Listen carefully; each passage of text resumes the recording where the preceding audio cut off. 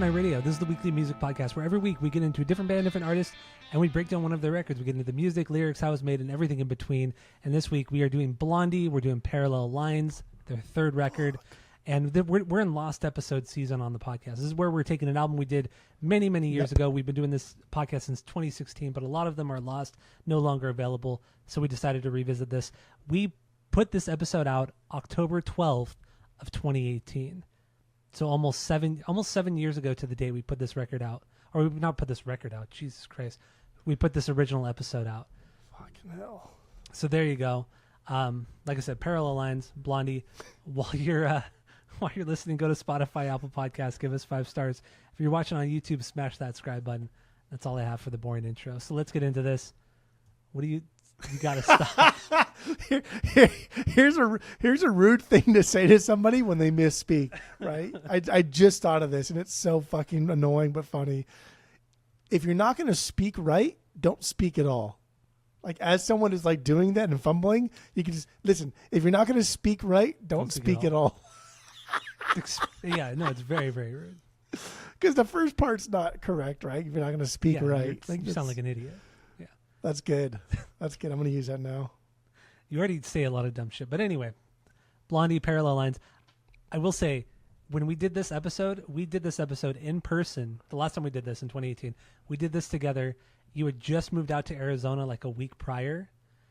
And so I remember Tammy and I drove out to Arizona and we were hanging out and you and I were so drunk when we recorded this episode. We had been drinking like all day up to this point. We're like, let's just go fucking record the Blondie episode. We already have our notes. Let's fucking do it. That makes sense. So we did it. And I remember, thinking back now, I remember it was kind of a disaster of an episode. But yes. Well, yeah, but like we're not crazy familiar with this record. So I guess we'll get into like my origin story here. But like we're not crazy familiar with this record at that time, right? We're not like a Plus 44 record when we're really toasty would have been a whole different story. A Blink episode, a Weezer episode, a Green Day, whatever. Blondie, like, no, that's not appropriate. But my origin story with Blondie is Heart of Glass for many, many years. But what really got me into this record in particular was when we first started collecting, and my stepdad's like friend gave me a stack of records. Remember, it was like a full run of Ramones, a full run of Grateful Dead, a full run of Elvis Costello, and then like all of Blondie's records from Auto American before. And then I made a point because we just started collecting. I'd have a lot of records. I was like, I'm going to listen to all of these and like really get into them. And that's how I got into Grateful Dead. Like, that's what really exploded with me. And then this record, like all of Blondie records, I was like, whatever. But when this record came out, I was like, oh, this is something different. I really, really like this record. And I still have the same one that I got from that guy. Mm-hmm. And it's just, it's nothing like special or whatever. And if I ever get like an original promo or whatever, I'll probably just swap it out. But yeah, that's what really, really did it for me, was when I got that fat stack of records from my mom's husband's friend's collection. Yes. Yeah. So 5 years ago, whenever we started collecting records. About 5 years ago, yeah. Which is weird. Why the hell did we do Parallel Lines in 2018? We hadn't started collecting yet. What made us do Blondie? What made us do this record? I don't remember. It was 2018? It was 2018, yeah. Because remember, I just made that master list last week of all of the episodes we did and when they were released. So I went back and I just checked the list, and it was 2018. It was a week after you moved out to Arizona. Yeah. Weird, right? I don't know why we did this. I have no idea, because I'm not. That is weird. Because my origin story, I knew a few of the songs. I knew One Way or Another. I knew Call Me. I knew Heart of Glass. But outside of that, I never really knew this album, and I don't know why we did it. It's so weird. I don't know anybody that like is a big Blondie fan or whatever, and outside of like basically those 3 songs that you just mentioned. Right? I don't know. Yeah, it doesn't. Maybe the timeline's messed up at some point. No, because I remember. Are you pretty confident? I'm 100% sure, because I remember there was a few episodes we did live together when you moved out to Arizona. One of them was this one where we were super drunk. One of them was this one, and when we did Bleed American once, and we were really fucking drunk when we did Bleed American. The Bleed American I'll never forget, because I was coming home from New Orleans, and I remember like just before I got on the plane, we had decided to do Bleed American because like, it's kind of safe and easy. And I was in New Orleans for the weekend or whatever. And so I couldn't do any notes on anything else. And so we did Bleed American as a safe bet. But I remember on the way home from New Orleans, I listened to Bleed American like 3 times. I do remember that one. But okay, so yeah, we back in the old days, we used to do a lot of episodes very, very drunk. Definitely gotten better since then, since 2018. But anyway, my doing the episode drunk's not a bad. I'm gonna interrupt you again because I feel like it. Doing the episode drunk isn't a bad thing. But you gotta have notes, right? Like if you can do your notes drunk too, then it's just like, dude, then why the fuck? Mm-hmm. Why are we talking? And back then, we didn't really have a lot of notes. It was the old era of the podcast. We didn't have a lot of notes. We just kind of like freeballed it.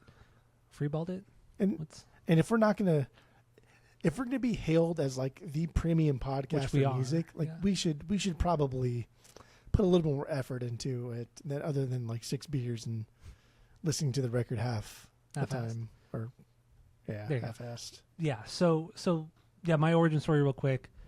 It was those 3 songs. Didn't really get into them until we started collecting as well. That's where I really remember hearing Parallel Lines and really enjoying it. But outside of that, I never really listened to any of their other records, just songs here and there. But yeah, this week listening to all of their records and really taking a huge dive into the history and all that kind of shit. Man, dude, this band is fucking good, and Parallel Lines is easily their best record, hands down. You know, can't fuck with Parallel Lines. So that's why we're doing it. Well, another reason why we're doing it. So let's get into this. Let's get into our bangers and stinkers. Do you have any stinkers on this record? No. Yeah, that's silly. I don't either. No stinkers. Don't be silly. I have 8 bangers. How many do you have? Oh, 12 songs. I got 8 bangers. I think I have 9. 9. Okay. All right. So that's fine. I got 9. So yeah, we're gonna get into some of the songs. We're gonna get into how it was made, the background of the band at this time, artwork, the manager who was a piece of shit, producer, just like unrelenting piece of shit. Just did not give a fuck. Because you and I watched the documentary yesterday and today. One way or another, doc. Yeah, the BBC documentary from 2006, and the manager was in the documentary. It's Nigel Leeds, not Nigel. Why do I think every British person is Nigel? But his last name was Leeds. Seems about right. I remember that. Chris or Nigel or fucking Harry or some shit. Who fucking knows? Yeah. But he seemed like a total douchebag, and everybody in the band said he was an asshole and ripped. I don't think that's his real name either. I think like that's his American name. I think his Christian name is something different. Because I was just curious. I googled him and I couldn't find a lot about him, but I did see one random fact that was like, oh, Nigel Harrison Bourne. I was like, oh, that makes sense. Don't know if it's real or not. Just throwing it out there. All right. So let's get into some of the bangers. Start with the biggest banger. Let's get the dumb. We always get the dumb. That's songs true. We do get the dumb songs. Not the dumb songs. Just the songs that we don't need to talk about. You have 3. No, you have 4 not bangers. Yeah. So I'll just run. So starting for what? Yeah, go from the top. These are really in no particular order, honestly. These like if you run the track listing 1 through 12, just go from the top. Just Go Away. That's interesting because the fucking last song. So again, just start from the top of the track listing and go downward. Why are you doing? Just let's talk about the songs. Oh my god! Then let's go through. You go first anyway. So what songs? What songs did not make the banger? Mine's easy. I can see here. Okay, then what? Then what do you Number got? 3, Picture This, didn't make it. Number 6, I Know But Don't Know. Number 7, 11:59. Like how hard is it just go from 1 to fucking 12? Okay, Picture This. Let's get into this. This is not a banger for me either. What do you got on this one? I mean, I don't want to get too into it because people don't care about it that much. So I don't know. Who gives a fuck? Moving on. Okay, so you don't want to talk about? Okay, that's fine. I mean, I don't have any parts here where like, okay, this is what I want to talk about. Yeah. It's just like, okay, that's fine. Yeah, my non-bangers are just they're more filler tracks. They're not really they're whatever. I just don't really care that much. 11:59 did not make my okay song. That is a banger for me. So. What were the other ones? That is a banger. What were the other ones? What banger is that for you? That's my 7B. Okay, so a little less. Low, but it's still a good song. I mean, we can talk about that and move on because not a lot of notes. But I do think there's a fun melody here. I think every verse has its own personality. I think it's a good, cute, top tier filler song. Well, I mean, it's fast. It's kind of punky. It's very danceable. It's a very danceable rock song, especially in the verses too. It's that's awesome. And then a lot of good like keyboard parts too. A lot of like I do like was it Jeremy or Jerry Destry? Jeremy. Forgot the guy's first name. But Destry. I like his playing a lot. I think he adds a lot to these songs. I think he adds a lot of melody to these songs. A lot of good, not soundscapes, but just a lot of texture to these songs. And this is one of those examples. I think 11:59 is a solid. It's a solid song. That's why I made my banger list. And also, I like faster, more upbeat songs. So, what do you got? And I will say this right now too: the lyrics were a little. I just didn't care about the lyrics that much. A little lackluster. They're did you have high expectations for the lyrics? I did, because Debbie Harry is just like so iconic. I thought, and she's been so admired by so many other female singers. I thought maybe there was something with the lyrics, and then come to find out on this record, she didn't write all the lyrics. Chris Stein wrote a lot of the lyrics too. Yeah. So I was a little bit disappointed when I started reading more about that. I knew since I got that collection I just mentioned earlier, I knew from then that I knew from then this band's not great. They're not a great band. They're not really good at what they do. They're not. They're fucking barely holding it together. And I knew from then like she was not a great lyricist, and I knew from then that she did not write all of these songs. Yeah. Okay, so you had a better understanding. So I wasn't disappointed. I knew what to expect, but some of these I was happy with. I was like, oh, that makes sense. We get it. Nothing to me really stood out. A lot of it was about, a lost love or somebody you love from afar, you're loving from afar, stalker kind of thing. That's what most of these songs were about. Not super, super deep. It's kind of funny because I think "Picture This" is probably like the best lyrics on the record. Was that? It was just the lyrics right now. It was like her pining for a past love, but it's cool because she like built this world around like this relationship based on a glance at a single picture, and like the idea of like you look at a picture and like all the feels come back, right? Like for us in like the past century where we actually took pictures and printed them out and look at them rather than our phones, like I don't know. When the kids are old, when the grandkids are out, and you're like, oh, let's go through the box in the fucking hallway in the closet full of old pictures, right? Who wants to do that shit except for you? Yeah. And so when you see that picture that you took, like at camp or where the fuck you were with Sean, and like it brings back all the feels, right? It's a picture, it's a physical thing. But like that's what this song really like evoked, and it was cool because it wasn't just about the picture, but like the way she built this world and kind of like the pun she used. The punch she uses was really cool, and I thought that was the best song lyrically on the record. But it was my least favorite song on the record. I mean, I didn't. Overall. I guess I didn't get that from the lyrics. I don't disagree with you. I didn't. I guess I just thought I saw it as more of a kind of superficial thing, just really just kind of seeing somebody from afar and loving them. But I don't know. You took it a little bit deeper than I would have expected. So that's okay. Yeah, that's okay. It's okay. I do my notes. Okay. You don't. It's okay.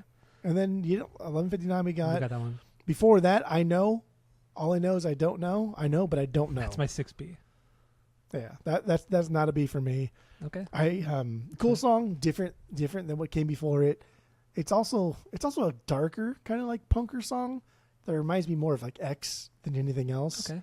I can see that. Like heavy bass, loud drums, broken vocal deliveries, and this is written by Frank, the bass player, which makes sense because.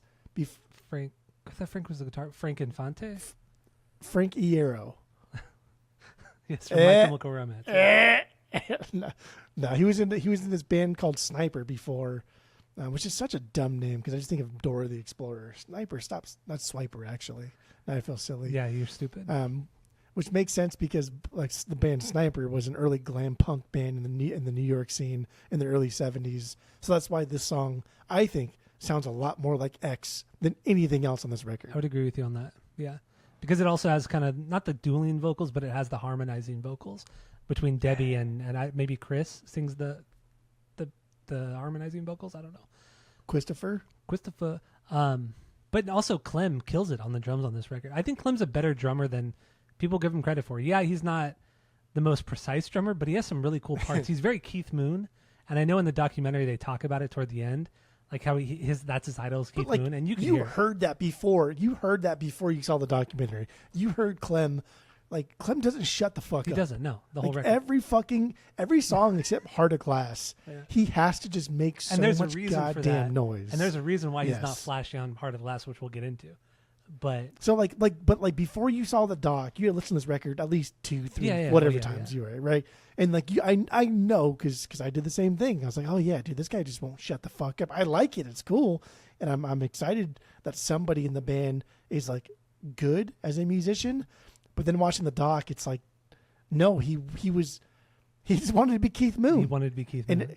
And what's super fucking cool is like Clem was in the band. It's Debbie, Harry, Chris, and Clem. Like those are the three that's been there, not since the beginning, but damn near before the first record, but damn near since the beginning. They've been the only consistent real members. Yeah. And they treat Clem as like a family member, like and then you could tell, like even in the doc, they showed like live footage. Whenever Clem would do a drum roll or like a solo or like an elongated fill, Debbie would stop, put the mic down to her legs, and just turn around and look at him like, "Shut the fuck up! You need to like hurry up, like finish this." And like, that's so fucking funny. That's so cool that like this is just like your sister or your brother that you or your grandpa or whoever the fuck it is that you can't stand, but you still love him and you invite him along, right? Like it's. Clem's the only one. It's cute. Out of like all the members, Clem's the only one that Debbie and Chris never complained about in the documentary, and rightfully so. The other members all sued them, but you know they never really had anything bad to say about Clem, except that sometimes he played a little too hard rock for us. But otherwise, that was like the only complaint they ever had about Clem. And then, you know, listening prior to watching the doc, and then realizing like he's not that great of a drummer, but listening to this record beforehand. He was in the Ramones very briefly. He played like 4 or 5 shows with the Ramones. He was Elvis Ramone, but he was fired because he wasn't good enough. And I'm like, what the fuck? This Blondie record's he sounds incredible on this record. How does he not fit Ramones? Ramones suck. Like they're not that great of a band. And then then you hear the demos from Parallel Lines. And you're like, and it's I get it now. So fucking bad. I get why because he can't keep keep time. time at all. Now I get it. He cannot keep time. Now those demos from this record and like everything else they've done with Clem, dude cannot keep even in time. the documentary, Mike Chapman, who produced this record, it was the first time he produced a record with them. He like in the documentary, he purposely like played demos just to prove like this band weren't that good. Like I was one of the reasons why. It was bad. He was like, I'm one of the reasons why this record is as good as it is because I made sure they played well and I was a perfectionist. I was the Hitler of this era of the band because I didn't want to put out a bad record. And that's why they had that metronome in the beginning of Heart of Glass is because like Clem just couldn't hit that like disco beat that he just couldn't hit that as well as keeping time with everybody else. Yeah. And like if you as a drummer, if you can't keep time, you're 100% worthless. Yes. That's your only fucking job. The only exception to that rule is Lars Ulrich. He's been the only exception in popular music where if you're a bad drummer, it's okay if you stay. But honestly, that's because at that point the songwriting like overrules like the shitty drumming, right? Well, and that's also what Mike Thompson, the producer, said. He said because everybody partied so much, they were taking drugs. He said Chris Stein, the guitarist and main songwriter, he was getting stoned all the time, always fucked up. And he's like, you know what? Mike was like, you know what? Your guitar playing kind of sucks. Let's just kind of stick to songwriting. He's like, you're a really good songwriter, so let's just focus on that. And Mike has come out and said like he had to do that with multiple members. He had to say, you're not that great at what you do, but let's just let's work on the. They're so bad. But you're still a good songwriter, so we'll focus on that, and then we'll fix it kind of not in post, but we're gonna break it down easier for you in the end. So I mean, without Mike Thompson, the producer, this record would be absolutely shit. Absolutely, it wouldn't exist. Yeah. It wouldn't exist. And he'd said in the doc too. He said like we had to record the bass drum first, and he would play. We're talking about Heart of Glass. Let's do the bass. Well, okay, Heart of Glass. Let's get into Heart of Glass. We'll get into Heart of Glass. Yeah, Heart of Glass. We already got it. The metronome thing. Yeah. That's why the metronome was there because these guys are fucking garbage at their instruments. But they had to record the bass drum first, the snare drum after, and then the hi-hat after because he cannot fucking do it. Yeah. And that's incredible to me because the first 2 records aren't that bad to where I think. And we listened to the live stuff too from 77 and 78. We both listened to both of the live performances, right? Well, I listened to the San Francisco one, yeah. I didn't listen to the first one or the second one? The first one. The San Francisco in 77, I listened to that. And the Boston was 78. Yeah, I didn't listen to the Boston one, though. Gotcha. I just didn't have Did you time. like the 77 one? I liked one? it a lot. Yeah. It was fucking was cool, really right? Good. It was way more punky. It was a way more just kind of intimate. And I don't know, I thought it was really good. I thought it was really, really good. It was so goddamn good. And, like, of course, it's not on vinyl. I was hoping, because it would just, the stars would have lined and God would have rained his goodness on top of us. But it'd been cool if, like, the RSD would have released one of those live things as a thing, and I would have fucking snatched that up so fast. But anyway, in that first one in 77, there are parts of that where it's like, oh, catch it. Okay, you got yourself there. Yeah. You got back into it. And in the second one, though, in 78, when they played in Boston. It was Boston, yeah. Yeah, that you can hear like a massive difference between the two. But they're not playing anything a crazy. massive They're difference in what way? Like worse? In playing. In play, no, like way better. Okay. Like they sound like a band. In the first one, they sound like a punk band. They sound like if... In the first one, they sound like when you and I jam when we're drunk. In the second one, they sound like when you and I jam when we're sober. Okay. Which is a fucking way huge difference. That's way different. And that's what it was. But yeah, Heart of Glass, they recorded everything fucking separate because Chapman was just so... He was like, you know what? No, we tried it your way. That's not going to work. This song is a fucking banger. And this is like a later banger for them, too. Yeah. This is something that they had in like the back pocket here, according to legend. And then he was like, do you have anything else? It was a completely different song. It was slower. It was more of like I think a reggae song, too. It had no disco beat at all. They tried a bunch of different styles. They tried the reggae style. They tried like the faster style. They tried the more ballady style. And like nothing would work. So like it was still there. Like the melody was still there. They just didn't know how to. I mean, that's what a producer does, right? Hey, let me get that. How about if we do it like this? Mm-hmm. And they add a little bit of disco to it. And there's nothing wrong with disco. Like disco overall as a genre kind of fucking sucks. But like in small doses, disco's fucking dope. Yeah, there's some and cool we still stuff hear there. disco, right? Some of your favorite songs of all time use disco beats in the drum. Greatest song ever made. Literally the greatest song ever made. Objectively, the best song that's ever been written is "Got the Life." Yeah, objectively, yes. Yeah. Nothing wrong with disco sometimes. And like Heart of Glass is a disco song, but it's a little bit more than that. It's still got like the kind of like spunky nature of early Blondie. It's still got like the kind of like sex appeal that early Blondie had, but without being like overtly sexual. Mm-hmm. Like in Debbie Harry, Playboy Bunny, but worked there. It wasn't like a centerfold kind of thing, right? Mm-hmm. Like tease it, throw it out a little bit, but not too much. Yeah. Perfect. It's absolutely perfect. Absolutely perfect. Debbie Harry's perfect was like, I don't know, maybe until like 2015, Debbie Harry's perfect. Yeah. And what's I didn't realize until today when I watched the documentary, and they mentioned it in the documentary, she was 33 years old when this record came out. Everybody else in the band was like between like 23 and 27. But yeah, she was 33, like way older than Chris, and she was with Chris She's Stein. A grown ass woman at that point. But that's pretty crazy that it took this long for her to have a number one, like major success. 33 years old is it's old. It's old to be the. It is break out. It is old for like this, right? Considering like what the Ramones were doing and how old they were when they broke through the CBGB's New York punk scene, and like, but like I don't know. Again, this harkens back to like why I like Debbie Harry as a singer is because she doesn't sound like this youthful, just angsty person that doesn't really have any life experience. She sounds like, oh, you sound older, like the Mitch Hedberg joke. Like, oh, you sound older. She sounds like she's been around, and not like in a gross fucking way or whatever. No. She sounds like she's been around. She's seen some shit. And like, she's not going to tolerate your bullshit. And like, the older we get, the less friends we have that are younger than us because we just don't want to fucking deal with your dumb shit. But also, in contrast to that, Mike Chapman said that they were such a difficult band to work with because they were all so immature.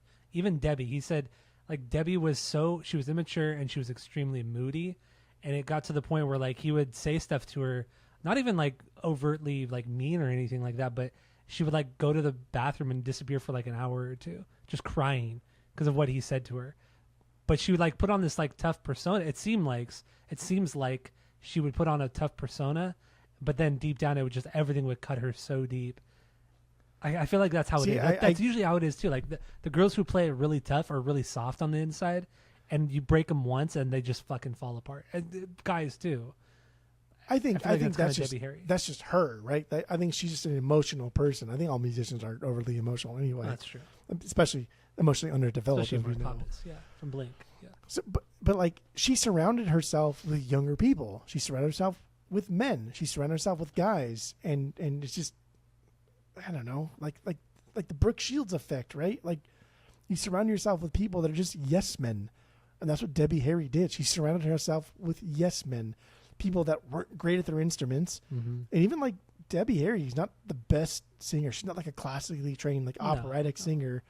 She knows how to fucking use her voice to like its fullest capabilities, and it's unique. But she surrounded herself with yes men. She surrounded herself with people that are just going to, without sounding like too facetious or kind of rude, she surrounded herself with people that are going to help her achieve her main goal, and her main goal was to be this massive global star / secondary sex icon. And it worked. It worked for it's still working. It worked for a little while, and then not long after this, just a couple years after this, you find out that their manager Leeds, he is ripping off the band. He's making a shit ton of money. Blondie, like by like 1982, by the time The Hunter came out, the last record before they broke up, they were broke. They owed money. Like I think it was money to the IRS. Chris Stein owed like $1 million to the IRS, yeah. And then the Destry, the keyboardist, owned like $500,000 to the IRS. But fucking Leeds, the manager, he was fucking raking in all the dough. And it's like, how do we owe so much money, but we sold over 20 million records? Where did all the money go? Now I get it; they were huge partiers. They probably lived a pretty lavish lifestyle, but even still, 20 million records in 1980. By 1980, that's crazy. I mean, Debbie Harry and Chris did buy like a 4-bedroom apartment in like Manhattan. Yeah, Midtown Manhattan. Yeah. So that would be a part of it. But yes. Come on, still like they were clearly ripped off by their manager, by the label, all that kind of. I mean, shit. normally like we would say this thing and we'd be like, well, who knows? But we do know. Like we saw the documentary. In the documentary, their manager and they asked him about this. He's like, I'm not going to answer that. And he had this little fucking smile to him, right? This little, like he knew. Like, oh, you shit-eating motherfucker! Like you just took advantage of these kids. Yeah. Even though Debbie Harry wasn't a kid. She was not a kid. She wasn't a kid. But she was brought up in that life, right? Like, and I only mentioned Brooke Shields because Brooke Shields had a very tumultuous life. She did, yeah. And, at a very young age. And one of Debbie Harry's songs on this record is about Brooke Shields. Written when Debbie Harry first saw Brooke Shields in that movie, Blue Lagoon, where it's very contentious. Was it Blue Lagoon? Something Lagoon. I don't know what it was called. Yeah, but it was like, yeah, we'll get into it when we get into the lyrics of that song. But Heart of Glass, dude, this is such a beyond fucking banger. Just like the constant noise in the background, right? With the random swells, the chimes, all the other fucking bullshit that's happening here. I like how Chris lets those chords ring out in the chorus. The in between, and he's not like like letting them ring out a little bit. Kind of brings like a cool nuance and lets Debbie's voice breathe a little bit to another level of like airiness. And that's what's cool about her voice. She has like a good kind of like dreamy, ethereal airiness to her voice. She does, yeah. I think she has a really nice, very beautiful voice. Honestly, I think she has a very beautiful voice. It's what you would want from. Honestly, it's exactly what you want from a band like this. But we might only be saying that because they were kind of the first to sound like this. Because nobody before them sounded like Blondie. I mean, yeah, like as we go further into like music history, No Doubt sounds a lot like Blondie. A lot like Blondie. A lot of bands do. But I think it's just because they were the first. Like we're talking like paving the foundations, right? Like the Runaways were a band. Like Joan Jett and Lita Ford existed before Blondie. But not like Joan this. Jett, not like her solo stuff came out after this. Even Pat Benatar Lita Ford came out after this. Pat Benatar came out after this. But she didn't even sound fucking like Patti Smith didn't sound like this, and this was kind of like after this. Yeah. Like Blondie was something completely different because they came out of the punk scene. Like this is the East Coast X, except once again so fucking different. Once again, I think that what adds so much charm to Blondie is the fact that they're not good musicians. Like you look at somebody like Pat Benatar, you look at a band like Heart, You look at a lot of bands that are female fronted. These are all great musicians, especially the Heart. Look at fucking Heart, dude. Incredible guitar players, incredible singers too. But yeah, Blondie. None of them were good at what they did. But that's the charm. That's the whole charm with punk. It's like Misfits aren't great. Fucking Ramones definitely aren't good. Black Flag aren't good. All these like big, huge punk bands from the late 70s, early 80s suck. But it's the charm and the fact that they're not good at what they do, but they have the ambition, they have the drive, they have something unique about them. That's what Blondie is. I like it. And it's like it had to be tough, dude. It had to be tough, like going to the same club that the Ramones are coming up and that the New York Dolls are coming up and that the Sex Pistols are coming over here and playing at, like all of these huge punk acts, and then you're Blondie, and like your shtick is just like your front woman. She doesn't even dress like that. She didn't like WAP over here, right? Like when I talk about WAP, like Cardi B and Nicki Minaj, that wet ass pussy thing. Like she's no WAP, right? Like it's still pretty conservative. I still think for you're like using that incorrectly, but yeah, that's what you say, right? Is that what the kids say? Yeah, but I don't think you call somebody. I don't think you call somebody. I don't think it's like an adjective. I think it's more. I don't know. When you call somebody a WAP, I think that sounds like a slur. Is it a slur? It might be a slur. I don't know. That sounds like a slur. Well, if you say WAP the other way, WOP, that's a slur. But if you're saying WAP, WAP is different. What's a WAP? That's like a Jewish person, isn't it? Like a WAP? Or Italian, maybe. Or actually, when he says in Wedding Crashers. Yeah. He's a WAP genius. A WAP genius. It might be Jewish then. I don't know. But then when we were watching Peaky Blinders, Tammy and I were watching it a few weeks ago.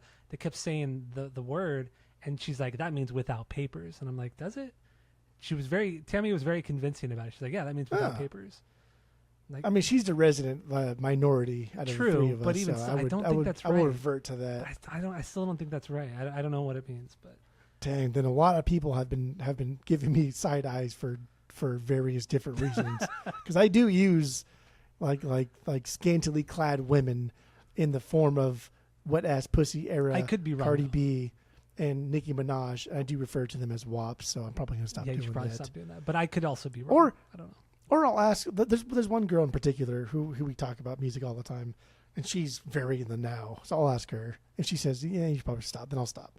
I'll report back to you and ask her. Thank you for that. Yes, this is quite the tangent. Anyway, yeah. Like Blondie's coming up in the era that's just, dude. Like punk music is and always has been and always fucking will be just like very male dominated. It is. It's very aggressive, right? It's very in there. It's very physical. It's very touchy.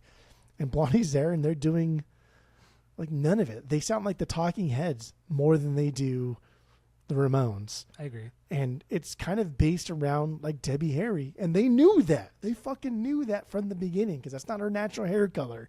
And so she's dyeing her hair blonde, and now they're Blondie, and now it's like, oh wow, I guess I'll listen because you're wearing booty shorts, but not even like booty shorts as what we consider booty shorts. Like even like short, like hot pants, right? Yeah. Like thigh level, but also Debbie Harry was like beautiful. Like she was, but she was still like 30. Yeah, but she looked like she was 20. Like she was just, even with plastic surgery, Debbie Harry is still fucking pretty gorgeous. I mean, she's 80 years old now, and for an 80 for an 80-year-old woman, gorgeous. Like, wow, how do you look like that at 80 years old? That's fucking crazy. But. And it is kind of sad though because she did a big op-ed for like People magazine, and they asked her like, "Why do you have so much plastic surgery?" And she's like, "Well, because I have to because people like you expect it. Everybody expects it." I was like, "Oh, that's kind of sad." It's sad, yeah. But it's already been done, so I'm going to give her compliments. It's already been done. I only have like nice things to say about Debbie Harry.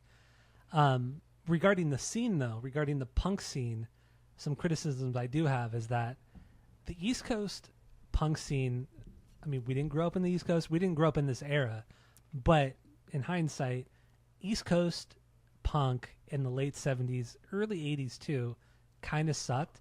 And had Blondie come out on the West Coast in like LA area, Manhattan Beach, LA, they would have not. I don't think they would have gone anywhere because X held that kind of female fronted thing, and X was way grittier. They were way dirtier than Blondie ever were. They lived the life. They lived in squats. They fucking partied harder, just harder, if not harder than Blondie did. They come from like the LA scene in the late 70s and early 80s was way fucking gnarlier than it was in New York. At least my understanding of it. It was way gnarlier. And I feel like had Blondie been in a geographically, had they been somewhere else, they would have not hit the same way. I don't fully agree with that because we're from the West Coast. We forget like the main component of like growing up on the East Coast is like weather, right? And if you're poor on the West Coast, like neither of us had air conditioning growing up, right? You don't need fucking air conditioning on the West Coast. The East Coast, you don't need a heater. York, you don't need a heater either. You don't need it either. You just open a fucking window if it's cold, or close it when it's hot. Yeah.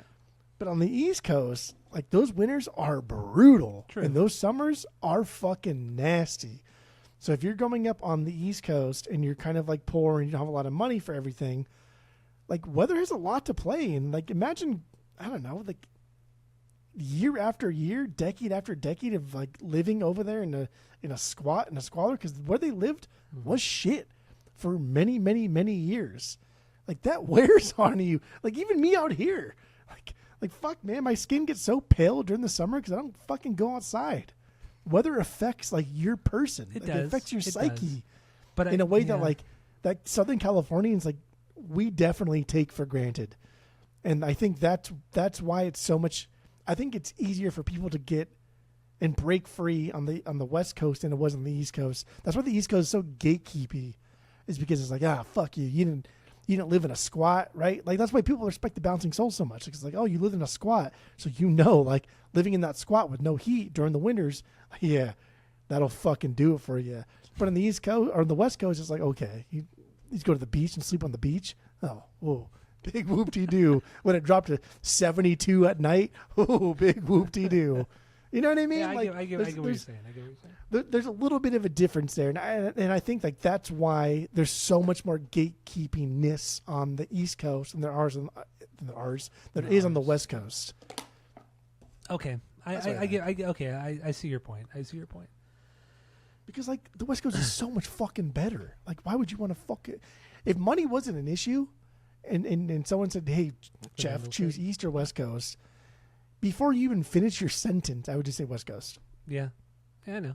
I think objectively, I think Southern California, coastal cities of Southern California is ideal. I think it's absolutely Southwest Coast versus Southeast Coast. Like, do I want to live in San Diego versus Florida? Fucking okay. Yeah, no, that's just stupid. Okay.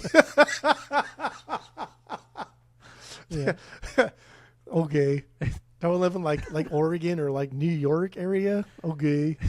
Even my dad, who's been in Florida for 15 years, he came out here a few months ago, and he's like, it's been I haven't been able to open my window in about 5 months because it's been so hot and humid. But here I was able to sleep with the window open, and it was beautiful. It was great. It was fantastic. Exactly. Okay. 5 months. Florida. Why the fuck does Florida exist? How is it not like sunken into the ocean by now? I know. Yeah. Good Lord. So yeah, I don't know what that had to do with whatever your point was you were going to make earlier. It was just more like I was saying, more coming up in the scene. Yeah, I was right? saying that the scene here in LA, I felt, or I still kind of feel in a way, I feel that it was more it was more violent. It was more nitty gritty. It was more. Oh, I definitely think it was more violent, but I do think it was more accepting. Possibly, but also, you have X on this side of the country, and you had Blondie on that side of the country. When we're talking like women fronted bands, like those were the two big ones, X and Blondie.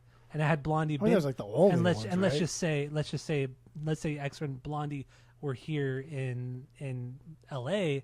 X would have blown Blondie out of the water. Like Blondie would have been way too soft. There's no way they would have gotten anywhere. Not gone that's anywhere. Because but it's. Yeah. I mean, that's because like the 70s wasn't like the entertainment capital of the world at that point, right? That's very LA was very gatekeepy in itself too.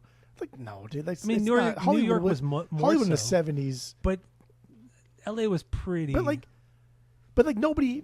Not I should say nobody. Not a lot of people were the genre bending and burgeoning scene was bigger in New York than it was in LA in the 70s, except for Sunset.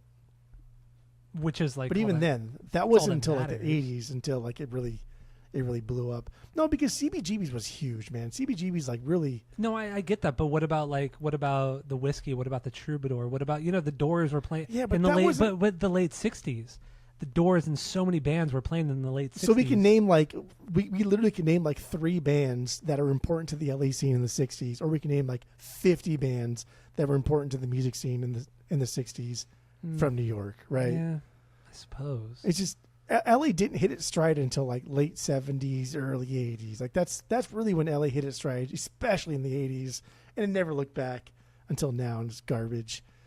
But yeah, dude, like LA really didn't hit its stride until after a lot of riots. After a big riot, LA hits its stride. How after about the that? Watts riot, after the Rodney King riots in the early 90s. See? It's true. Remember late 90s LA was fucking dope, dude. The Watts riots happened in like 75, 76. That was the big riots. Rodney King was 91, 92. Yep. Yeah, I don't know. In like mid to late 90s LA, fucking like just amazing hip hop, amazing just like cultural boom in LA. Maybe you're right. Yeah. LA does well with big riots. We need another riot. No, I'm kidding. We don't need that. We just got one. Not a big riot, but it was a riot. What riot? The ICE riots, like 7 months ago. That wasn't a riot. That was not a riot. We'll say like I'm just not a fan of rioting. It's just like what the fuck you doing? But that picture of that one like Mexican dude on top of the car with his like fucking flag like this. You see that one? He's all buff and fucking. He has like a full like hoodie on, like a mask, but he's shirtless and pants, and he's on top of a car, and he's just like this with like a flag in his hand. I was like, damn, bro. Like that's just a good picture, like that flag in World War II when the guys are lifting up the American flag and the Iwo Jima thing, and then remember after Donald Trump got his ear shot off and he like lifts his hand like that. But tell me that's not a good picture. I know it's a good picture, but it doesn't. Like holy I know. Fuck, that was a good picture. I and that dude, that Mexican dude on top of the car, like fuck, man, that was a good picture. Like a good picture's a good picture. I don't give a fuck what the context is. A good picture is a good picture. A good picture is a good picture. All right, so let's get into another song. All right. Why the fuck not? Are we done with? I guess we're done with Heart of Glass. I mean, that was clearly our number one banger. That was our favorite song on the record. Dude, Heart of Glass is so fucking good, and all the covers too. Miley Cyrus did a really good cover on Sideways. Miley Cyrus did a good cover on one of her later records. Solid cover, but also he's like Me First. Yes, great cover. Me First and the Gimme Gimmes. Johnny's Bar Mitzvah. That's one of my closers. Fantastic cover, and they make fun of every song that they do that they don't like because they do Strawberry Fields Forever, and these guys don't really like the Beatles. Most punkers always pretend not to like the Beatles. I don't like the Beatles. I pretend, but they do make fun of the Beatles in that one. But in this one, like Dave Ron on the drums, everybody, and they cover it. So it's something, right? I don't know. It's cool. It's cute. So what's your 2 banger? Your number 2B? Oh, hold on there, dude. I gotta scroll through all of my notes here to find. Just one more thing. Actually, I was just highlighting the red. One way or another is my 2B. Okay, that did not make a banger. That's not a banger for me. I've never really liked this song. I know. You're gonna pretend to be a cool guy. I'm not. I just even growing up, I never really. When I was a little kid, and I didn't really care for this song. What do you like? What do you like about this song? Let's be positive. Let's be posies about this. Posy vibes only in this place. Only, yeah. So it's a cool riff. You mentioned like Heart, right? Like Heart, like the whole like ooh Barracuda. It's a very Heart, which I think was like their second or third or fourth. I think it was like their second or third record. Which Heart is from a different town. I think they're from the Northeast U.S. But this is very kind of like Heart. This is very fucking rock and roll. Like that riff, the ding ding chicka ding, and even though it's like on time here, you can tell that this is barely on time. Like Chris could barely hold this fucking together. Like he wanted those chickas to be in there so bad to the point that it would sacrifice timing because it sounds kind of like, how the fuck could you not listen to the band? That's crazy. It's so objectively catchy. It's so like never really finger snapping, toe tapping. It's wild. I think a lot of it. I don't like her. I don't like the way she kind of growls the vocals. I've never really liked it.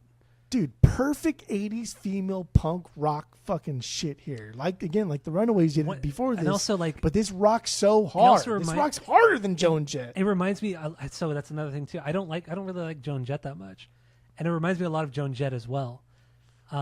It's just not my thing. I just don't. Except for the Runaways. I don't really know. Maybe I haven't heard enough of it. I mean, they only did like 2 or 3 records. But even still, like Joan Jett was still Joan Jett. They broke, but it's not just Joan Jett. Lita Ford's Joan Jett. It's like 3 other girls. Yeah.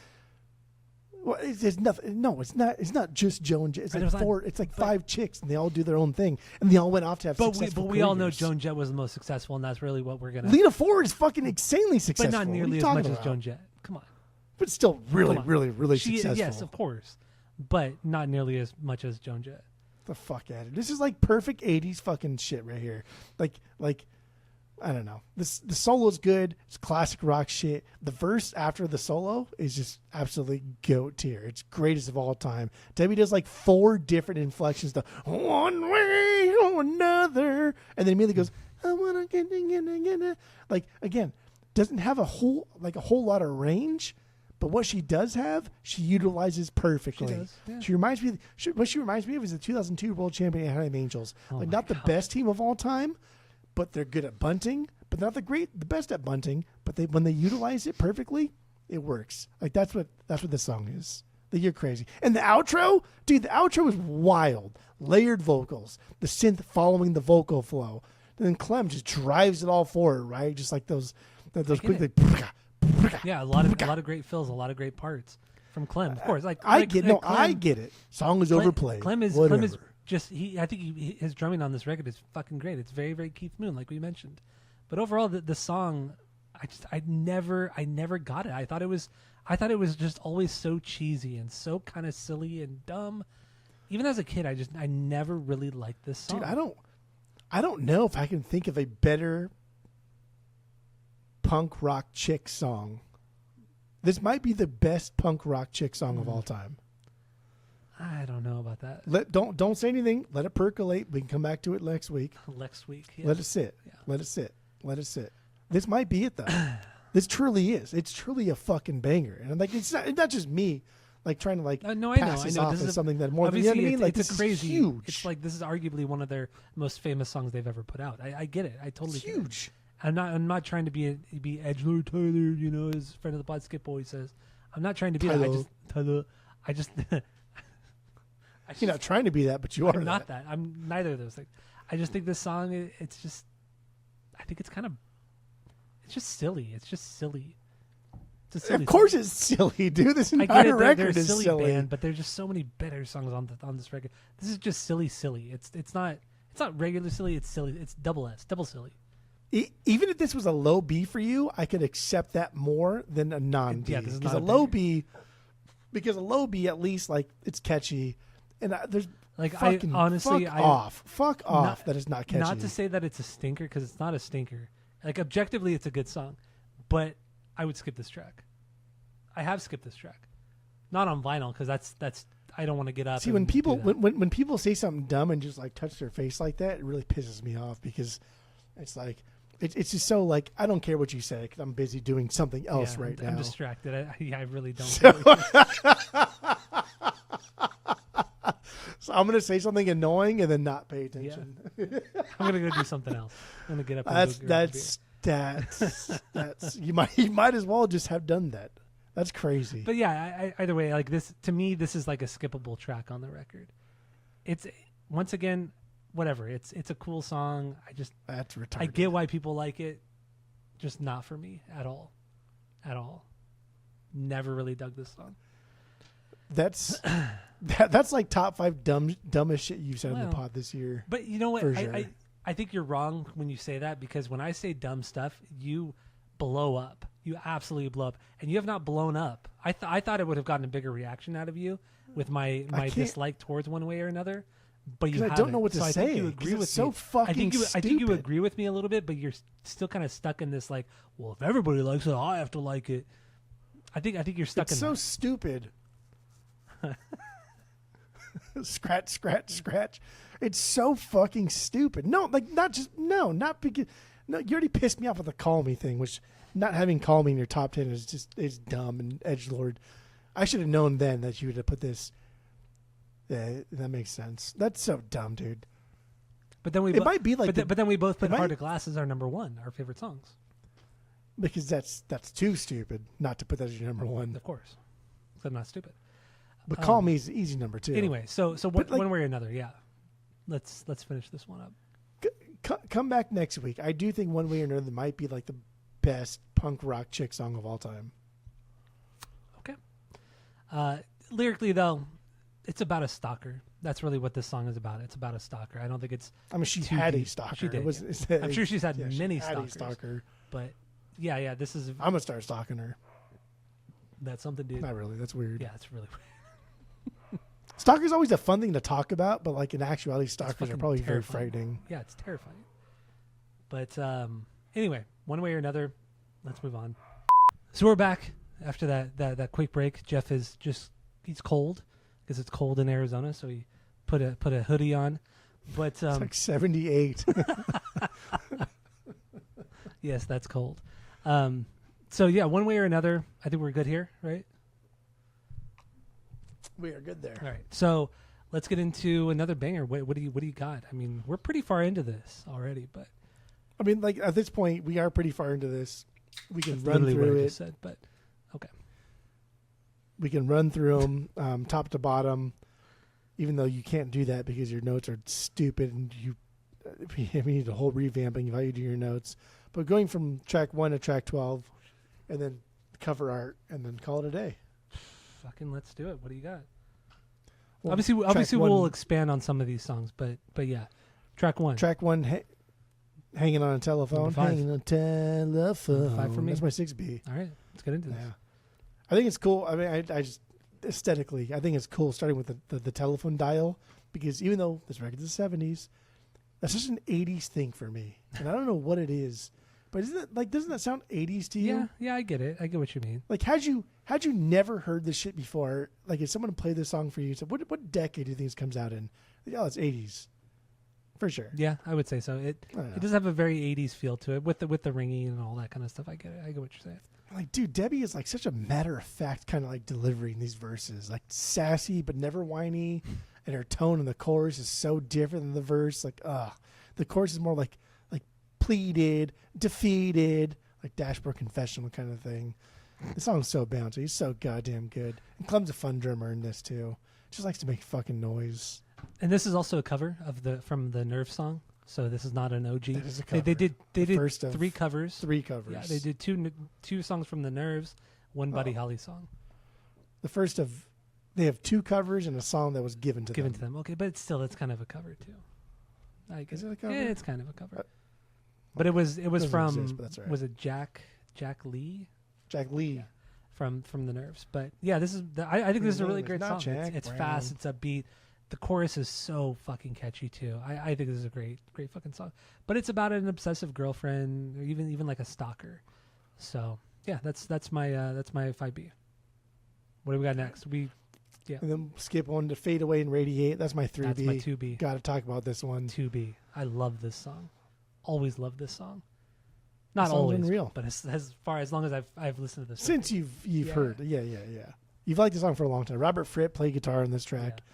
He liked it a lot. Well, he liked the band a lot. He saw them in 77 and he's like, "Wow, you guys are fucking great, blah blah blah." They kind of like had a friendship and then they asked him to play on the record. And Robert Fripp, come on. And that makes sense because like Robert Fripp is trying to get into like the New York scene with all the pretentious other Talking Heads kind of Brian Eno fucking bands and like, oh my god. But this is up there with that too. Like this is pretty wild. This intro reminds me of fucking Renegade by Styx, right? Oh mama, yeah, don't you know, very Styx. But Renegade came out the year after this, so like in an era of stuff that's like dominated by Kansas, fucking their big hits, and like Styx, their bigger hits are coming out in like the late 70s. Mm-hmm. They threw this out here. I also get a lot of Christine McVie from the Fleetwood Macs. Yeah, definitely. On this song, but better. And I get a lot of Fleetwood Mac on this record. Christine McVie, that's a good comparison. Yeah, very Christine McVie. And I love my Christine. I love my Christine. I don't like Christine McVie, and this is better than like is better than anything Christine McVie's done with Fleetwood Mac. That's yeah. Oh, dude, that's I do three. love this That's song. 3 strikes you're out, dude. Stu, fucking thing. I don't know what is Stu thing. What? I'm so mad I can't even speak. You pissed me off so fucking much I can't even speak. I was going to say Stu 3 things. Stu 3 Who things. Stu is? I don't know. I don't know. But yeah, this easily could be higher. I think Debbie does a fantastic job at just this down-tempo jazz singer in like a dimly lit lounge kind of sound. Peggy Lee. Enter Peggy Lee, right? Yeah. Enter Julie London. But she's not them. She doesn't try to be them on this record. She does try to be them on later records, and I already complained about that earlier. Some but she doesn't try outside records too, like other bands records. She doesn't try to do that on this song. Like this is her own thing. It's like as if Peggy Lee was a punker chick from New York and didn't sing as well as Peggy Lee, because Peggy Lee has a phenomenal voice. But and not to say like Debbie has a bad voice. So you're saying but everything like that Peggy Lee is not. It's like not even. Except for like aesthetically. Except this is Peggy Lee, but everything that she's not, this is Peggy Lee. Like, well. But except that Peggy Lee like dominated a room. Debbie Harry can dominate a room. Okay. Peggy Lee had sex appeal for her time. Debbie Harry obviously has fucking sex appeal. Yeah. Peggy Lee had a great voice. Debbie Harry, for what she has a great voice. Mm-hmm. Especially for like, the so scene. yeah. And like lyrically, Peggy Lee just sang other people's songs. Debbie Harry at least like wrote most of her own songs. So like no, it's fine. Like but that's what this song reminds me of. It reminds me of like Christine McVie meets like Peggy Lee in this like dimly lit jazz bar, and it just kind of like in a mid tempo thing. Okay, I like it. And trying her absolute best. I like it. It also, the song is very haunting. Like it's a slower jam, but it's just the way it kind of builds and kind of the ethereal manner that she's singing, and the whole overall song is. It's a very, very haunting song. There's some cool like little like funky almost reggae parts kind of toward the bridge as well. Oh yeah, the last maybe jam it's out. outro. Maybe it's the outro, but yeah, the outro is to fade out. It's literally just a reggae jam. And again, like we talked about, like Rapture and what's the fucking song that we like? What's one of your favorite song of all time? Oh, the one with Coolio. No, Vote from the fucking Auto American. Yeah, that was the Rapture. No, Rapture's the hip hop song. The other song, the reggae song. Oh, High Tide. Wait, whoa. The Tide is High or Tide is High? I wanna be another Yeah, Tide is High, right? Yeah. Yeah, so like everyone's like, oh, well, Blondie can do fucking reggae. Like they're already doing reggae. Get the fuck out of here. Even before this, on their second record, they were kind of doing some reggae in certain parts of it. And like live shows, they were doing kind of some reggae in certain parts. It's like, but in the end, Fade Away and Radiate, this song is like the standout track. It's one thing that doesn't sound like anything else on the record. It doesn't make sense for the record, but it's still fucking incredible. It's fucking incredible. I love this song so much. It gets me every time. And it shouldn't get me the way it does, but damn, I love this song so much. So that's why it's my 2B. Do you get that like that same? Because I like Peggy Lee like a lot. Like Fever is one of my favorite female fronted songs of all time. Like I love it. Like, do you get that kind of like, remember Steamers in downtown Fullerton? Yeah, the jazz bar. Yeah. Do you get like that kind of like not necessarily jazz, but like just like that overall aesthetic, right? Like this very very relaxed, very kind of smooth. Like she's a very smooth singer. She's smooth. She is. I think smooth might be the best way to describe smooth is a good word. Because also, I mentioned in the rankings episode, like if you throw her into like a jazz song, she sounds great. Because on Auto American, there's some like big band jazz stuff there, but there's like 1 or 2 songs on there that are a little bit more loungy, and dude, her voice fits it. I mean, yeah, she's not the greatest singer, but she's really good, and she's good enough to play on like a more jazzy kind of track. I feel like if she was put with a better like quartet, she would be like a full album of it of her singing would be incredible. But the shit she did with the Jazz Passengers, I didn't like it. Because it was too much. It was too much. Mm-hmm. It was too much emphasis on Debbie's vocals, and she's not a great vocalist in that aspect. Yeah.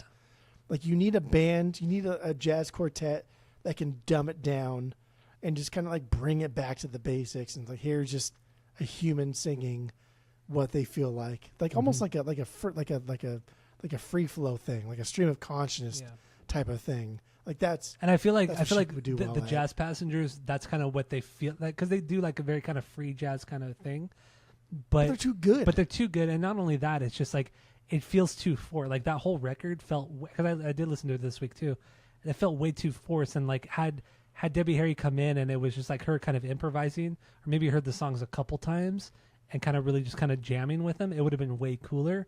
But it seemed way too premeditated. And she's not she's not, dude. Like, this all sounds like I'm saying negative things, but I'm really, really not. I know. She's not really great at anything, but she's really, really good at what she wants to do. And what she wants to do is a sound like this. And so when like the Jazz Passengers thing, like those guys are doing too much and they're expecting too much out of Debbie, which in turn makes Debbie expect too much out of herself, which is, it's just not there. Mm-hmm. Yeah. And like you're setting yourself up for failure at that point, because you're never going to deliver what they want you to, and in turn, it's going to like kind of like devalue how you see yourself, type of thing. Yes, I agree. So just stay in your lane. So let's get into the next song. What do we got next? Pretty Baby's the next one. That's my 4B. You don't have your things. That's my 4B. I just told you it's my 4B. That's my AB. So it's a faster pop, really just a pop song. It's so catchy, especially when they all kind of sing "Pretty Baby" together. It's very like mid-late '60s kind of feel to it. Dude, this is like the Ronettes. This is the Shirelles. Ronettes this is straight from the 50s or 60s. This is a fucking dope blend of like 3 decades of music. Some rock and roll in there, right? Some like beatnik spoken word shit from the 60s, and like the new wave stuff of the late 70s. And it's cool. And this is the one that's written about. And also considering too that, you know, she's 33 when this record came out. She started her music career pretty young, and she was very much in this kind of scene, like not Ronettes kind of level, but very much in this kind of pop realm. I mean, what was like the Willows? I think she was in. There was some pop group she was in the late 60s. So it's like she has experience with this style of music, and so it's not unfamiliar to her, and she seems comfortable in this style of music, and it works well. It works so well on this song. I think it's fantastic. It does. But yeah, the Brooke Shields thing. What were you gonna say? No, just because like the song's written because Debbie Harry saw Brooke Shields in this movie, and again, I don't remember what it was. I don't want to say what it was because it's fucking weird. And she's like, "Oh, she's really pretty," and like I don't know what it's like to be a girl and like see another girl and be like, "Oh, that girl's pretty." Like I have no fucking idea. And I can't even pretend to know what it's like, but reading about like the movie and Brooke Shields, I was just like, holy how she was like shit. Really taking advantage. How was that not child porn? She was underage, topless. Yeah, it was fucking wild. She was butt naked at like 11, and then like later on there were pictures of her that her mom took, or no, a photographer took pictures of Brooke Shields while she was naked, and her mom said, "Oh, it's okay, don't worry about it." And then her mom got mad later on that we didn't get paid properly for those pictures. And it's like the whole Brooke Shields saga is just fucking wild to me. And how anybody even like debates. I even went to the Reddit threads because like dude, Reddit never disappoints, right? The virtue signaling on Reddit is real, and like the overly aggressive like art is real. And like dude, just staunchly like 50-50. And I just like I don't know. I've never seen the movie. I would never watch the movie. But I do remember. Do you remember the when we were like teenagers, the early 2000s? There was the I Love the 70s, I Love the 80s, like the commentary shows on VH1. Yeah. I do remember on the I Love the 70s, they spent a good chunk of one of the episodes talking about this particular movie. I believe it was called Blue Lagoon, and they were like, we can't believe, like this is like early 2000s. Things were, people didn't like criticize, this kind of shit so much, but they were like, yeah, Brooke Shields was way too young. But then they were like, she was like 11. But they were like, when we were 12-year-old boys were like, we love this shit. It's like, well, yeah, you were 12 years old, but it's just like it doesn't make it acceptable. It doesn't make it right. But I do remember them talking about it a lot. You can't film something. No, the song's called "Pretty Baby," and so like you're talking. Blue Lagoon came out in 1980. Pretty Baby came out in 1978. What movie am I thinking of then? Blue Lagoon did come out, but that came out several years after. Pretty Baby is the one. Then what's the nudity movie then? Because I thought it was. That's Pretty Baby. That's her second. That was actually literally the movie. 11 years old. Oh, yes, it's called Pretty Baby. Okay, my bad. I didn't realize that. You're bad. Bad's all My bad. around. My bad.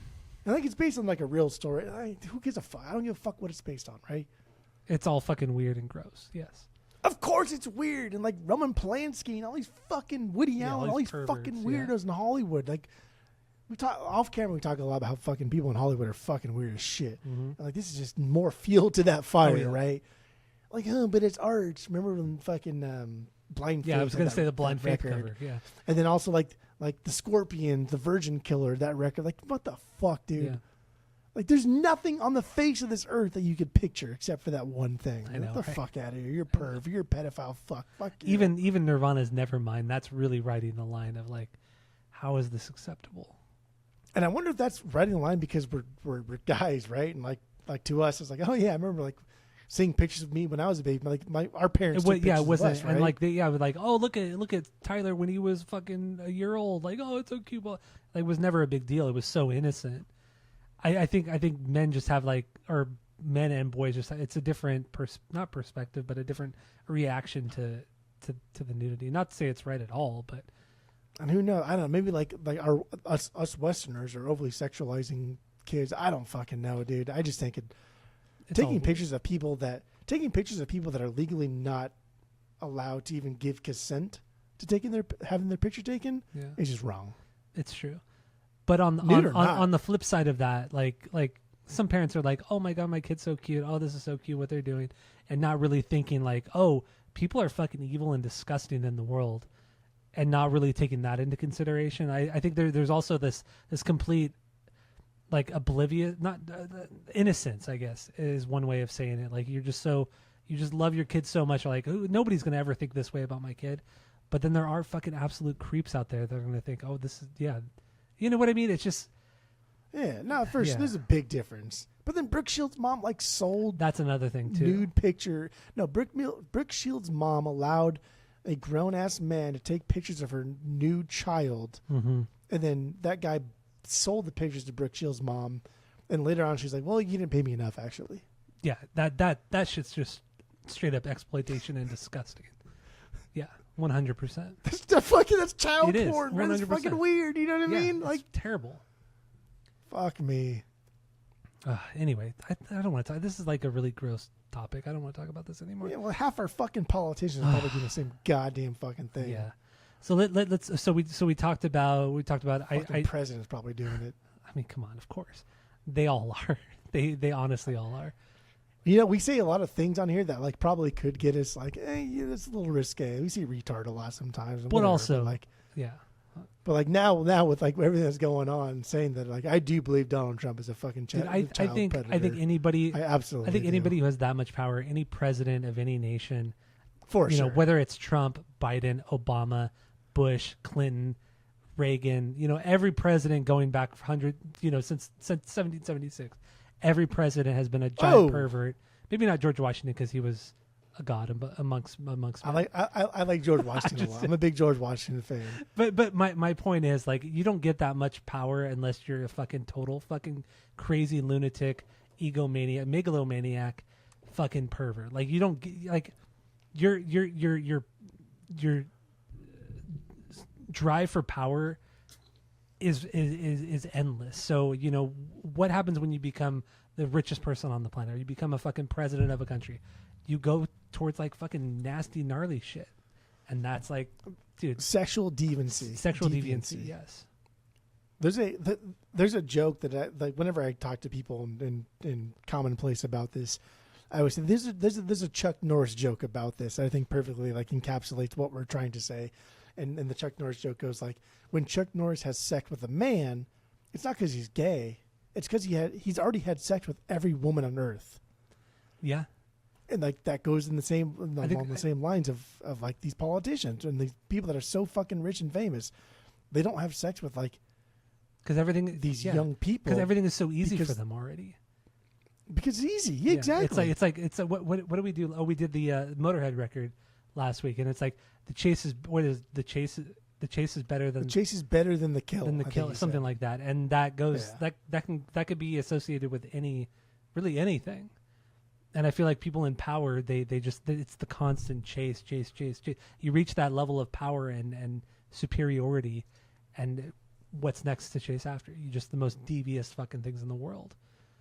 It's just funny that we're like our podcast gets flagged for playing music on a music podcast that we don't even make any money on, but like we just slander the fuck out of our government, right? Yeah. Just like shit all over the Trump administration and all the fucking administration since we've been a voting age. Because like in our lifetime, we've never had any president that we could look up to. Like, oh, I want to be like him. Not right? one. We've only had like 4, dude. Like Obama, Biden, Trump, and Bush. That's all we've had. That's true. Yeah. In our normal voting age, we've played 4. Like that's fucking crazy. And fuck all of them. Yep. Yeah. But we get banned for playing BC Boys. God forbid we play a Nicki Minaj song. Fucking hell, man. It was a Nicki Minaj No, song. there was like dozens of songs that we got flagged on. Yeah. Was that the first one? Nicki Minaj was the BC Boys. I don't remember which one it was. I honestly don't remember which one it was. But when there was one, there was like 1 week where all of a sudden it was a wave. It was right? a wave of just like, this episode's being taken down. You violated, copyright law, blah blah blah, UMGs, just all this bullshit. And that's why it was the BC Boys. It might have been one of that. Because I remember I was one of them. I was at Red Devil with Sloan, and we had walked over to the Walmart that's kind of like down the street, kind of like half a mile away. But you were like, oh, like this episode got taken down. What the fuck? Why? And then like by the time we walked back, it was like 2 more. I was like, what the fuck? Yeah. And then the next like 3 days, it was like 15, 20, 30 It was episodes. like a week, and like almost every episode of our podcast got flagged for copyright. And it's just like, dude, really? Like we literally make no money off of this. We make some money from donations that we've gotten over the years, but otherwise we make no money off this. Like we're actually in the red. We lose money from doing this. We're in the red. We lose money. We literally do. But yeah, anyway, it's all so stupid. So let's move on. I don't this is all just stupid shit. So we any chance we get to dig into our own government that I enjoy. So I know, but I don't know. All I know is that I don't know. Where are you Descendants, going with that we talked about that. We talked about 1159. Will anything happen? Descendants. Well, all I know is that I don't know. It's Operation Ivy. Oh, you're right. It's Operation Ivy. What am I thinking? That's all right, though. Yeah, I know. We forget things when we're being stupid and drunk. Will anything happen? This is my 8B. Where does this one sit for you? That's my 9B. That's close. Pretty close. That's close. Yeah, it's this is another one that Jack Lee. But he gave this one. He's like, I wrote this song for you, Limbeck. Yeah, he gave this one to them because he thought they would do a really good song or a really good version of it. I do think it's a banger of a pop song. I think it's similar to One Way in a lot of ways. The little chickas that go on here. But when it drops into the chorus, that's when the song gets to like really breathe and it flows nice. So how much do you think his songwriting was involved? Do you think it was just the lyrics and melody, or do you think it was more like the guitar, like deeper, like more the instruments? Because there's some cool guitar and bass parts that you don't hear on other parts of this record. I think that when somebody gives you a song and you credit that person on like the wiki and your vinyl and everything else as the sole songwriter, I think you're covering your bases. So even if you throw out like a guitar part here and there, it must not be that iconic of a guitar part. Significant. You know what I mean? Significant. Let's just say that. Significant. Yeah, significant. Good. Yeah, significant. Like if you gave me a speech and I took out a couple words here or there and added my own, I'm still going to credit you 100% for that speech because I just don't want to get fucking. It's not worth my time. But if I took out half of that speech, then yeah, better believe I'm going to fucking document every single thing, right? Yeah. On the vinyl pressing, on the wiki, on the Discogs page, this is 100% credited to Jack Lee. Yeah, it's true. It is. So I think it's all him. Okay, that's fair. Lyrically, it's about longing for somebody who's on the road and you're back home, and just hoping they'll come back to them and things will be back to the way they are. But in the end, they're never that way. People move on. Never that way. So people fucking move on. Moving on to Sunday Girl. We did we briefly talk about this? This is not a banger for me. Oh. Yeah, this did not make my banger list. That's crazy. Sunday Girl's my 4B. Okay. Let's get into it. Dude, this is like the most perfect, like cute, just like the hurry up part. Hurry up now. Like that's just the most perfect, like the hand claps too. Yeah.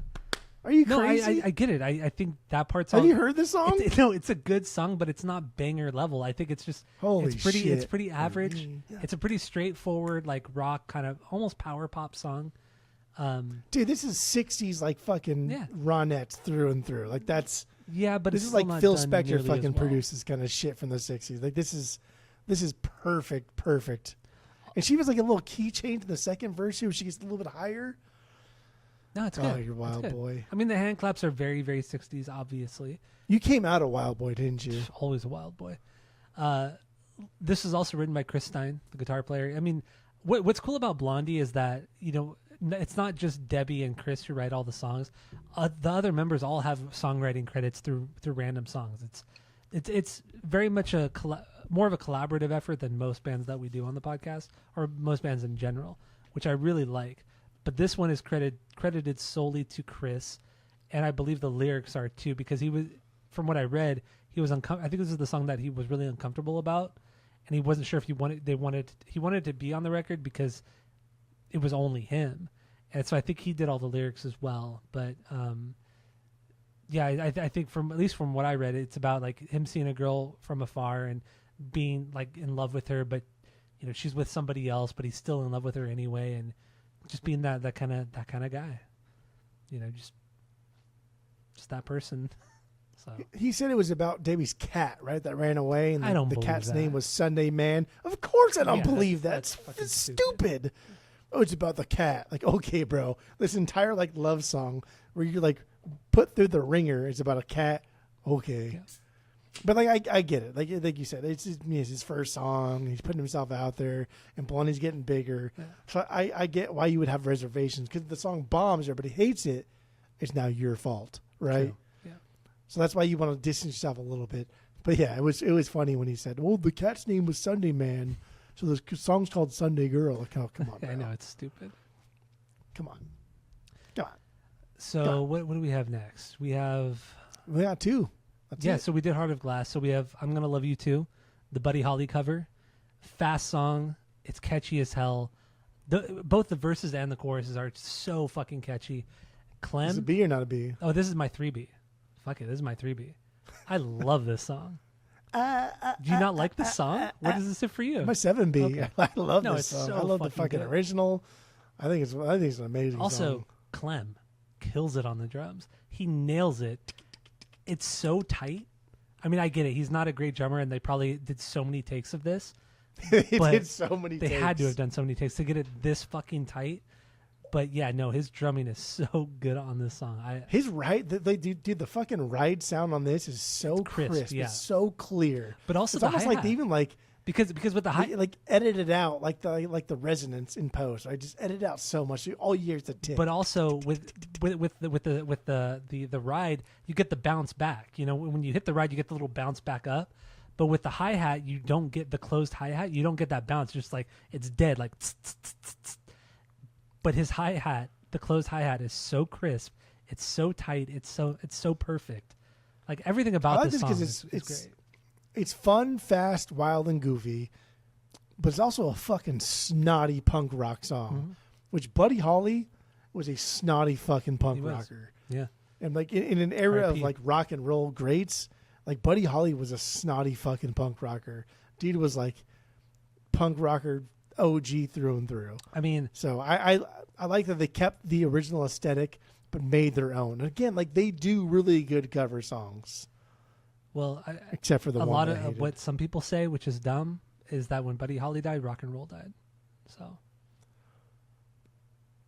it's not. I mean, it wasn't just Buddy Holly, Richie Valens, but Big Bopper, but also, it was like Buddy Holly's death was the end of rock and roll. But like that's not. I don't say that. I don't agree with that. But that's what a lot of people say. That's not unfair though, because like when Cobain died, right? Everyone was like, "Oh fuck, man, that's like the death of." I mean, that was a huge shock, right? And then we had never seen somebody kill themselves like that. But yeah, artists have killed themselves beforehand, and artists have died prematurely beforehand. But we've never seen like an artist of that magnitude kill themselves. So that was a shocker for the 90s that is still resonating today. Yeah. Yes, when Buddy Holly, the Big Bopper, and Richie Valens died in that plane crash, that was Like to say that's on the same level as like Cobain killing himself is an understatement. Like that's their Cobain killing himself. Yeah, that era. Like times 10. Yeah, of that era. Yeah, definitely. Like that's crazy. Like that made Waylon Jennings go from like rock and roll to country. Like, you know what I mean? Like that was wild. Yeah. I don't know if it killed rock and roll, but like that was a sad fucking time in rock and roll history. A sad fucking time. So yeah, I'm gonna love you too. Great song, killer fucking song. Cool little guitar solo as well. Good stuff. So dude, classic rock and roll guitar solo. Yeah, short and sweet. So Just Go Away, the last song on here. This did not make my banger list. This was a banger for you. God. Why do you like this? I thought it's just so generic within the context of the record. I don't know where to begin. Wait, you love the get out, or what was it? Just say get out. It's so cheesy. It's so new wave. Fleetwood cheesy. Mac vibes through and through. Like those lead guitar parts behind Debbie, like projecting, and I think the pacing is fucking super fun because we get into like kind of the calmer thing, like the ride. Super fun pacing, the back and forth vocals, the big O's, the arena rock sounding guitar tone. I just thought it was so cheesy and just so fillerish for the record. Like it doesn't fit. It just does not fit the context of the record. I don't think it's that great of a song. It's supposed to be cheesy. It's supposed to be big sounding. It's supposed to be like, yeah, if everyone else can do arena rock, we can do it fucking too. But we can just do it a little bit more punk like than you can. And that's what this song is. Okay. Right. Not gonna change my fucking mind. I don't think it's that great of a Motorhead. Space. Fuck, man, this is my 5 beat. God, Just Go Away. So fucking good. It's so high. So fucking good. All right, so yeah, that's pretty much it. We've covered every track on the record. The album cover, though, the album cover, the band didn't want to. Well, they took the pictures and all that kind of stuff. They were like, we don't like this. Debbie Harry was in the front. She was smiling. Everybody else was kind of in the background. She was not smiling. Everybody in the background was smiling. And they took separate pictures. Was it separate pictures? They took separate pictures, and they were gonna make a collage of everybody and just make like a funny thing, and then they were all going to agree on it and then throw it out. What happened was they took a collage of pictures and they took the best pictures from all the guys when they were smiling and made Debbie Harry not smiling, and then copy and pasted them in the background and threw it out and issued it without asking the band, and they all fucking hated it. They're like, what the fuck is this? I didn't know that they essentially photoshopped the picture. I didn't realize that part of it. Yeah, I just knew the band hated it, and Leeds, the manager, he was the one that said you have to do it this way. He was very controlling of the band to the point where he's the one that put it out. He's like, I don't give a fuck. I'll do it. I'm the manager. I can do whatever the fuck I want. He was so fucked up that there was a story that they were telling in the documentary that they were on the way home from Japan after like this successful bunch of shows or whatever. Huge and tour. Leeds went Leeds went up to every single band member, and he said, "You're replaceable. Debbie Harry's the only one that's successful, and like you're kind of like on the out, like you're on the cutting board here, chopping block." You're definitely not churching it up as horrible as it is. It's even more horrible than that. Like this is like their first like big world tour, and they're coming home from Japan. They finally have their own money for like a private plane, and like after many dates, they're tired as fuck. They're all on the plane, and they sit separate because they're just fucking tired. Like I want to sleep for the next 15 hours. Don't talk to me. And this guy comes up to each one of them, and he said, I can hear him talking to Chris. I can hear him talking to Debbie. I can hear him talking to everybody. And he goes to each member and says, step it up. You're replaceable. Debbie's the only one that matters. Boom, boom, boom, boom, boom. And like, I'm not going to say that he's wrong because I don't know. Like Debbie is the face of this band. Thing to say, but like fucking shit, dude. What a punch in the nards to like morale, right? Yeah. I don't know, to be reminded that you're replaceable, to not even like inspired, punch up, don't punch down. You know what I mean? Like, fuck, man. You're such a dick. I think this will run into my wrap up, I guess, here. I think their manager made them as big as they are, but I think they could have been bigger if their manager was better. I think if their manager inspired them to be better, because we hear stories all the time where like people's managers are like their best friends, right? They look out for them and they're friends for decades, if not their entire life. They're godfathers to their kids, or godmothers, because managers can be girls too. But I think like Blondie attributes all of their success to their manager, but I think they could have been better if it wasn't for their manager. And I think he could have been so much better, but he was just a greedy motherfucking asshole. Yeah. And this is just coming from that one documentary and a lot of, little things that we've seen. But in the documentary, dude did not help his case at all. No. He came off as like such a fucking arrogant prick. Like he embraced a badge of like, well, fuck it, whatever. I made my money. And he talked about Heart of Glass too. Like, yeah, I made sure in my contract that if that song got more popular, then I got more money. And so like the longer they went in arbitration, the more money he made. It's like, dude, that is not a good look, my guy. That is not a good look. But he's living in a fucking lavish mansion, and what the fuck does he care? You know what I mean? It's just like, fuck him, dude. Oh my God, it's terrible. So gross. It's so bad. Person. But anyway, so let's wrap it up. Let's give our rating of the record based off of our world famous 3-point rating system, where 3 is a perfect album, 2 is a good album you're going to continue to listen to, 1 is a bad album, give it a shot, and 0 is the worst thing you've ever heard. What do you got? Go. I don't think we've ever given a 0. Honestly, I think with every 3 we give, we should probably be giving 0s. Otherwise, the 0s are worthless, right? The lowest we've given was a 0.25. What was that, Creed? Poison. Stained? Poison and Stained, I believe. But like, why have the 3-point? Why have the patented, world famous 3-point rating system from 0 to 3, but nothing's ever a 0? Because it's because we haven't come across an album that is that bad yet. Good. Now, if we do the Germs, we might get there. That's not a 0. Come on, dude. That's not a 0. That Germs record's really bad. I hate the Germs. It's not a 0. I hate the Germs. It's not a 0. I hate the Germs. I don't like him either. Maybe even a G.G. Allen record. I was thinking like we did Benson Boone. Benson Boone? Who the fuck is Benson Boone? Exactly. Don't even worry about it. Benson Boone, I think is like a new age top performer. Like, dude, like knows how to like please a crowd, but his music is just absolute ass, as the kids say. Anyway, or maybe we did like like noise, like not even noise rock, but like some concrete like record, Burzmo or some shit, or like some concrete sounding record, like concrete record, like some stupid ass fucking genre. Or Kitty. What? Or Kitty.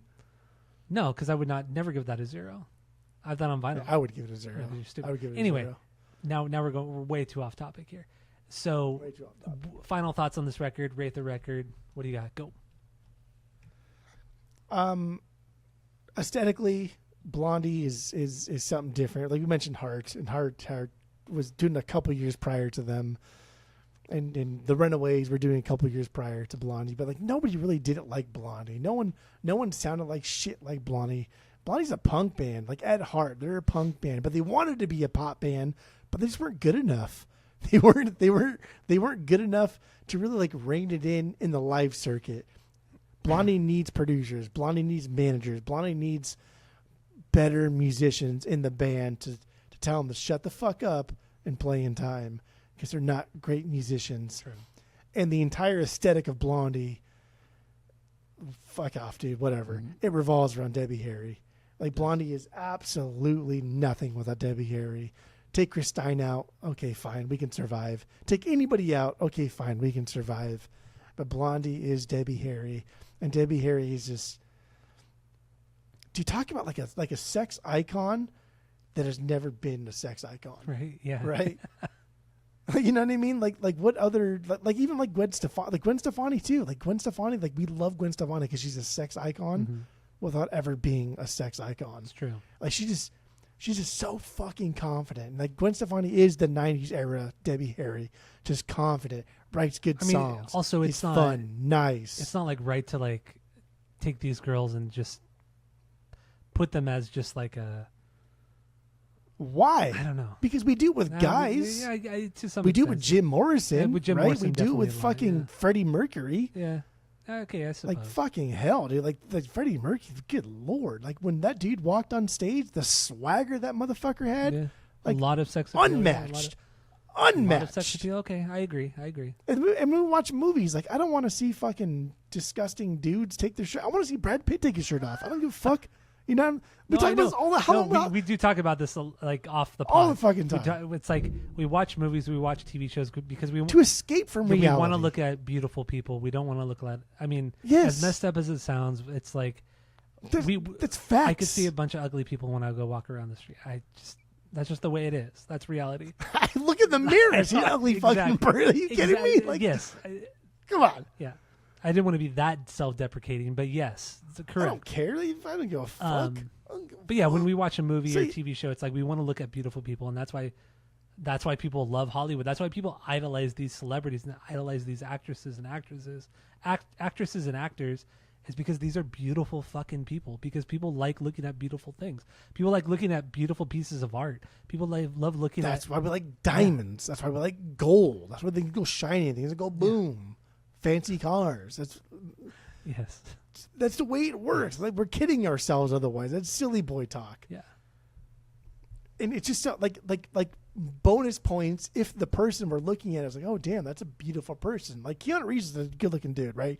Just like there's nothing wrong with him. He's aged so well. Physically. He's aged so well. But goddamn, talk about a shit fucking actor. Terrible. Maybe like the most overrated actor of all fucking time. Agreed.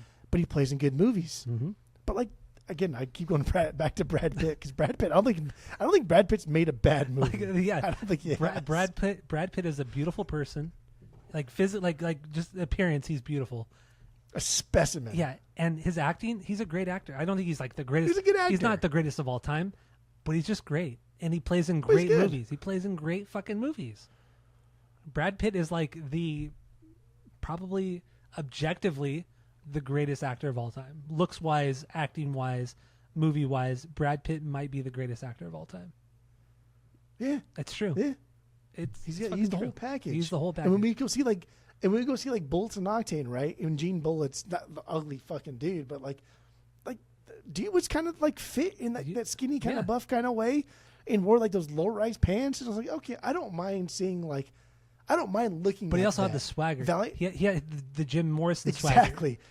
Because I was going to say, Valiant himself is like the complete opposite end of the spectrum. But because he held himself so well, I don't mind looking at that either. Mm-hmm. I feel disgusted when he touches me and jumps in the crowd and my sweat touches his sweat. But I still don't mind it. When my body touches his body, I don't like that. That's what you wanted to happened. Say, yeah. It's happened. I mean, it happened. It's happened. Yeah. Because, whatever. But, like, that's circling back here. Like, the punk scene. The punk scene is not unheard of for, like, fans to interact with artists, right? It's not unheard of for everything to intermingle and be something. And Blondie is Debbie Harry. But Debbie Harry was never, like, a sex... Derry Hebby was never a sex icon. That's such a gross name. Derry... Dude, that's a terrible name. Derry Hebby.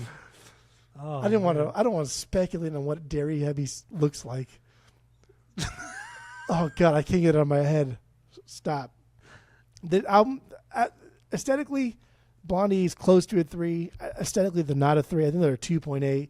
I think this record is a solid fucking 2.6. Solid 2.6. I think it's better than 2.5. I think it's a 2.6, maybe a 2.75. All right. So my final thoughts. I think at the time what they did was very unique. It had the punk aesthetic, but it also had the throwback to the 50s and 60s style, much like Ramones did as well. But they didn't rely on the overly distorted guitars like Ramones did. Better than Ramones. Way better than Ramones. Blondie has a lot of melody. Yes, they weren't the greatest musicians, but in the punk scene, who was? Ramones weren't great. Sex Pistols were awful. Black Flag were awful. That was complete. That was a complete accident. But that'd be funny if that got us canceled instead of the Trump stuff.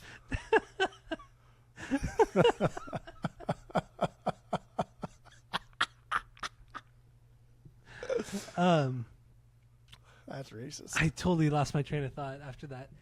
I don't know. We've already talked so much about Blondie and so much other stupid bullshit. So,